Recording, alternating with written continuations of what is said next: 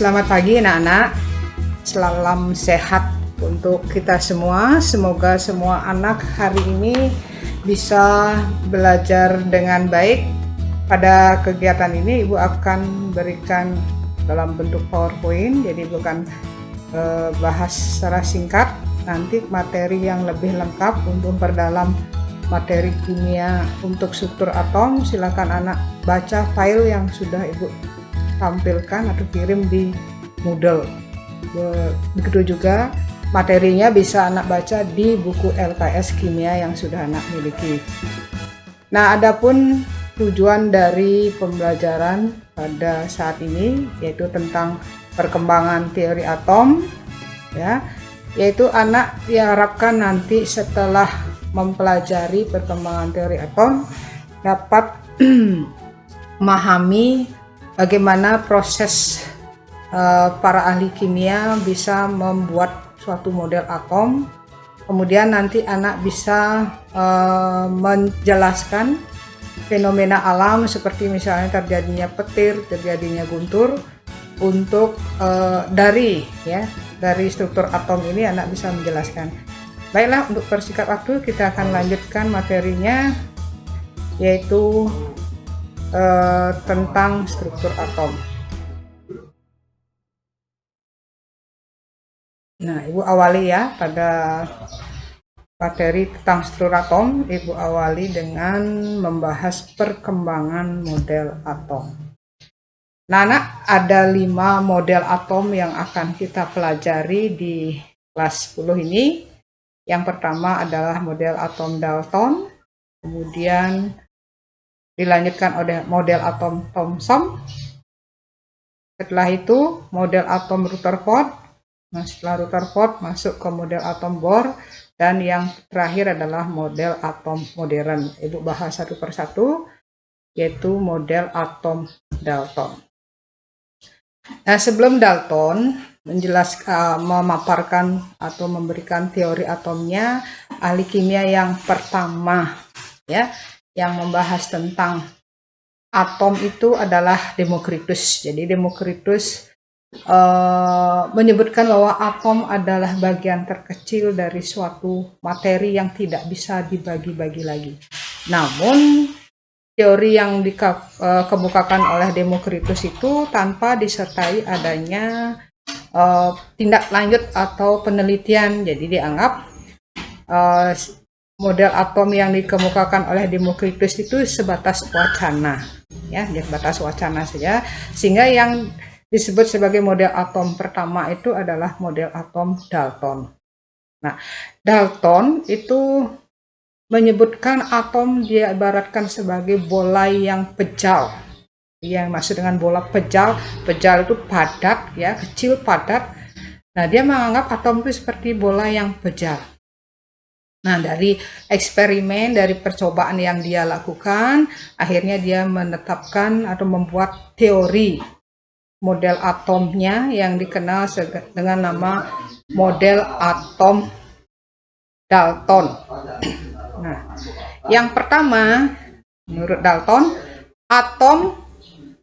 atom adalah bagian terkecil dari suatu unsur dan tidak dapat dibagi-bagi. Nah, jadi menurut Dalton itu atom itu sebagai bagian terkecil, jadi yang paling kecil. Nah, beratnya kalau kita misalnya memotong atau menghancurkan kapur sampai kapur terkecil dan tidak bisa dibagi, itu yang disebut atom oleh Dalton.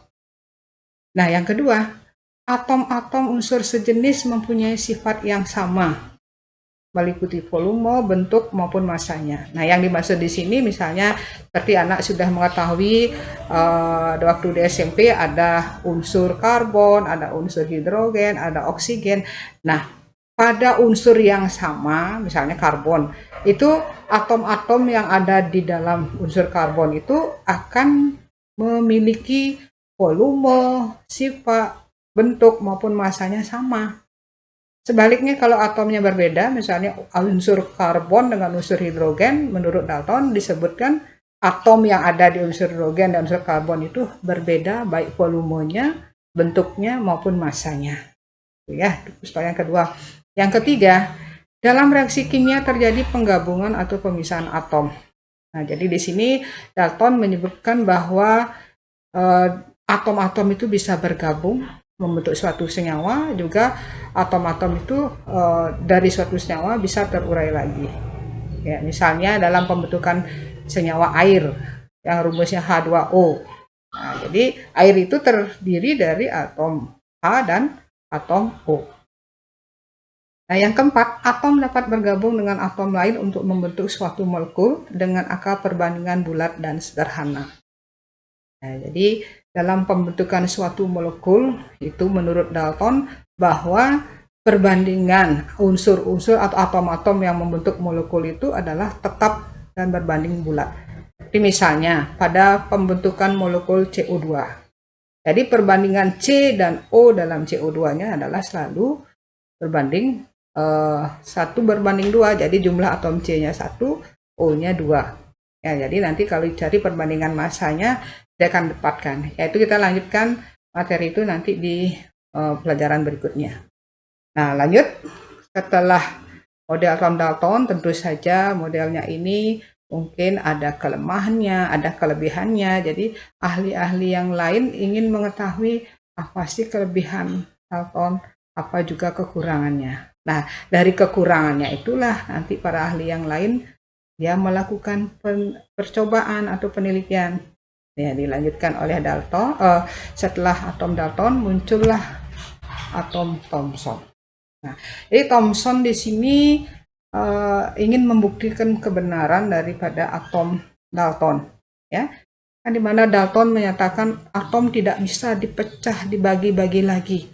Nah, ternyata setelah Thomson melakukan suatu penelitian, ya, dia mendapatkan, ya, jadi dia melakukan penelitian dengan menggunakan tabung sinar katoda, dia mendapatkan ternyata di dalam atom itu ada partikel lain, ya. Partikel lain artinya atom itu menurut Thomson bisa dibagi lagi karena dia menemukan adanya elektron, ya, partikel yang bermuatan listrik negatif. Nah, dari sinilah dia kemudian membuat model atom Thomson itu. Dia mengatakan atom itu sebagai bola yang bulat, bola yang pejal dan bermuatan positif.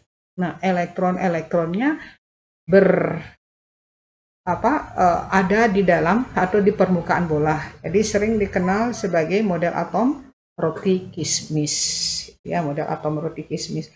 Nah, tentu saja, jadi setiap model atom itu ada kelebihan, ada kekurangannya. Jadi di sini para ahli berikutnya membaca, ya, melihat model atom Thomson itu ingin membuktikan benarnya seperti itu atomnya. Nah, ini ahli berikutnya setelah Thomson yang melakukan penelitian tentang atom adalah Rutherford. Nah, jadi Rutherford berdasarkan teori yang dikemukakan oleh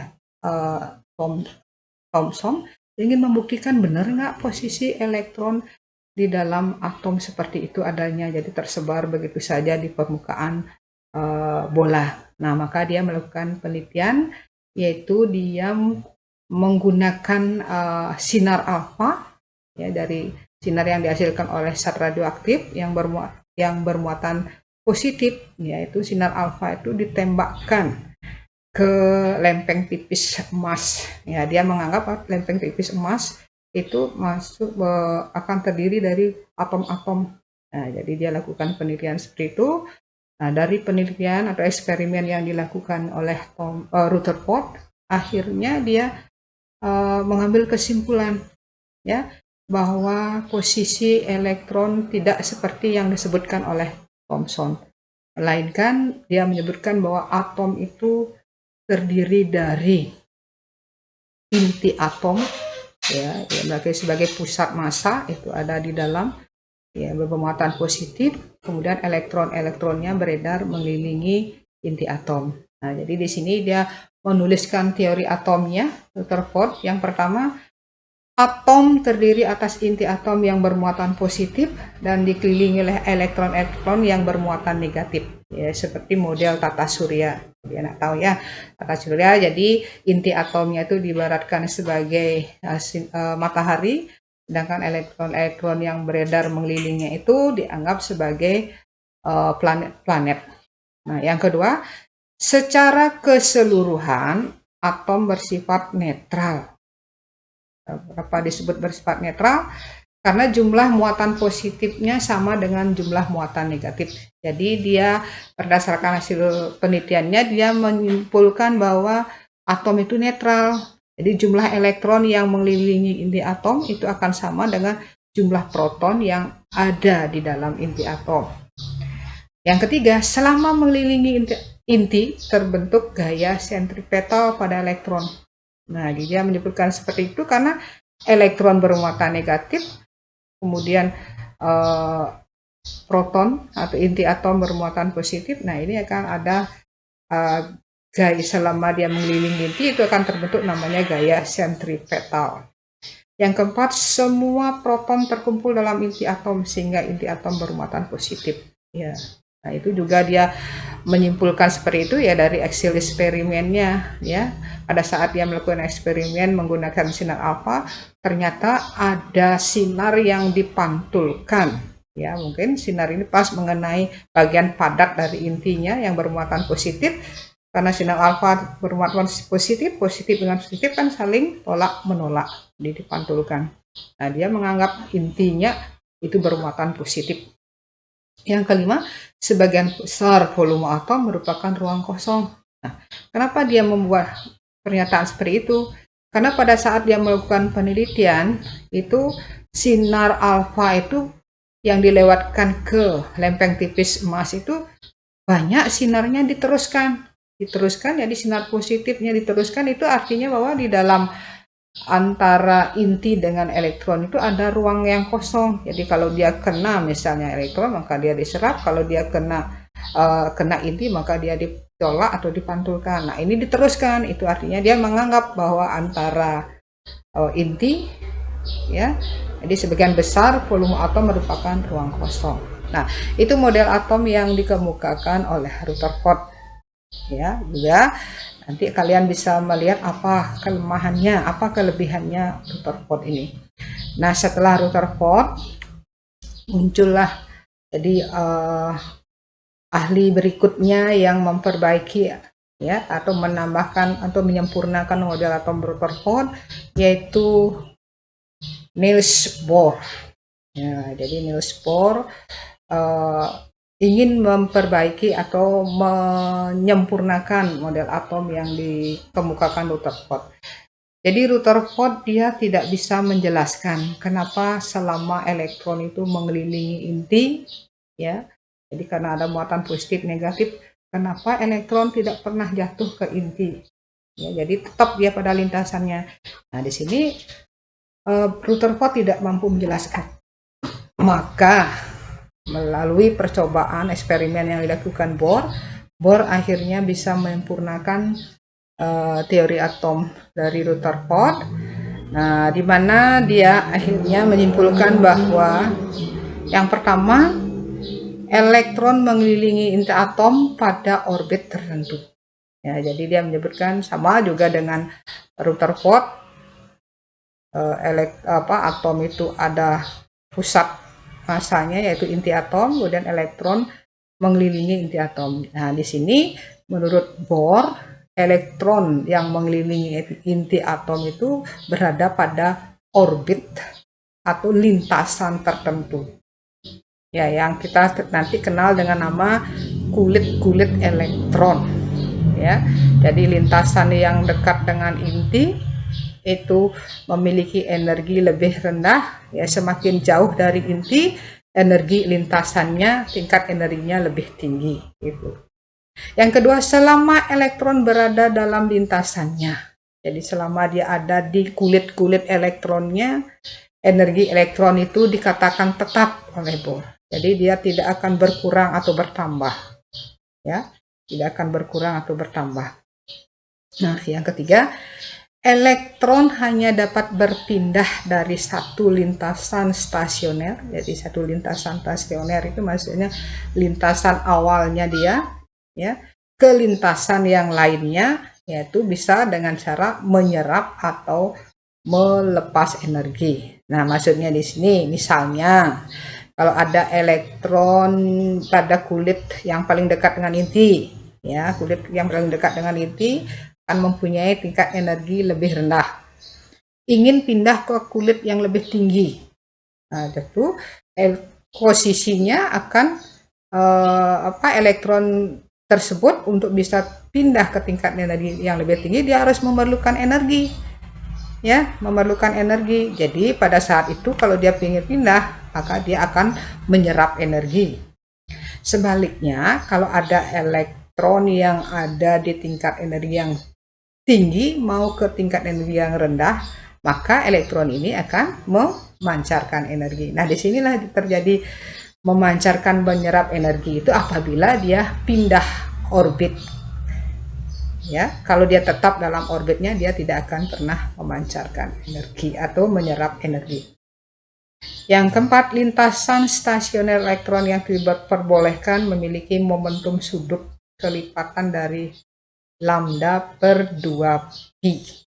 Ya, ini hasil percobaan yang dilakukan oleh Bohr, ya, menyebutkan seperti itu, ya. Jadi momentum sudut dari elektronnya itu adalah kelipatan dari H per 2pi. Jadi H itu tetapan Planck. Nah, silakan anak-anak nanti dipelajari kembali juga, ya, di file dan di bukunya bagaimana Bohr itu melakukan penelitian sehingga muncul teori dari Bohr. Nah, setelah Bohr, ini para ahli kimia yang lain juga ingin menyempurnakan teori dari Bohr, yaitu model atom dari mekanika kuantum. Ya, ini sebenarnya hanya menyempurnakan, ya, menyempurnakan teori atom dari Bohr. Ya, jadi menurut para ahli yang terlibat dalam teori atom modern atau teori mekanika kuantum, yaitu seperti Louis de Broglie, Wolfgang Pauli, Erwin Schrödinger, dan Werner Heisenberg, dia mengatakan bahwa elektron di dalam atom, ya, elektron itu mempunyai sifat dualisme, ya, menurut de Broglie. Jadi selain dia bersifat sebagai partikel, dia juga bersifat sebagai gelombang. Karena sifat dualismenya inilah posisi atau kedudukan elektron di dalam orbit atau lintasan elektron itu tidak bisa diketahui secara pasti, ya. Kenapa? Nah, pada saat misalnya kita ingin menentukan posisinya, ya, akhirnya dia sudah berpindah. Nah, disinilah Erwin Schrödinger dan Werner Heisenberg berdasarkan teori gelombangnya, dia menyatakan bahwa kemungkinan ya untuk menemukan elektron atau yang disebut dengan probabilitas kemungkinan terbesar ditemukannya elektron itu disebut dengan orbital. Jadi beda, ya, yang disebut orbit oleh Bohr dengan orbital. Kalau orbit itu lintasan elektron, sedangkan orbital itu daerah kebolehjadian ditemukannya elektron. Ya, daerah. Jadi nanti di dalam teori atom modern, ya, ini yang penyempurnaan dari teori atom Bohr, ya, dimana kalau kita simpulkan teori atomnya menjadi atom terdiri dari inti yang bermuatan positif, kan demikian, ya, kemudian dikelilingi oleh elektron-elektron pada lintasan tertentu, yaitu yang disebut dengan kulit elektron. Nah, kemudian di lintasan-lintasan elektron ini atau orbit-orbit elektron ini kita mengenal nanti suatu daerah yang disebut dengan orbital. Itu daerah kemungkinan ditemukannya elektron. Nah, anak-anak, sampai di sini dulu Ibu paparkan perkembangan teori atom atau model atom. Nah, nanti kalian untuk dalam materi tentang perkembangan model atom ya. Jadi Ibu tegaskan di sini ini adalah Ibu memaparkan hasil penelitian para ahli. Jadi anak bisa membaca kembali, mengikuti alur bagaimana penelitian para ahli itu sehingga muncul yang namanya teori atom. Ya, sampai di sini dulu. Ya, nanti pada pertemuan berikutnya kita bahas bagaimana struktur atom tersebut. Terima kasih.